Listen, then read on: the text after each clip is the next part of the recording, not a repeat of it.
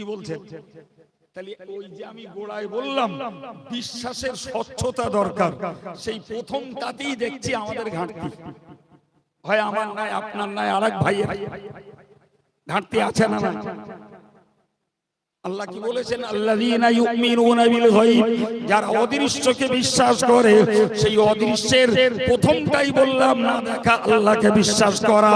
এবং ওই বিশ্বাসের ব্যাখ্যা হলো এটাই, তিনি আমার হায়াতের মালিক, মৌতের মালিক, রুজির মালিক, রিজেকের মালিক। তিনি আমার সম্মানের মালিক, অপমানের মালিক। তিনি রোগ দেবার মালিক, রোগ মুক্ত করার মালিক। তিনি আমার একছত্র অধিপতি। এই জায়গাটাই যদি আমরা শক্ত হতাম, জিন্দেগিতে বিশ্বাস করতাম না আমরা কখনো অন্যায় পথ ধরে বড় লোক হতে হবে, কখনো বিশ্বাস করতাম না ডাক্তার রোগ সারাতে পারে, কখনো বিশ্বাস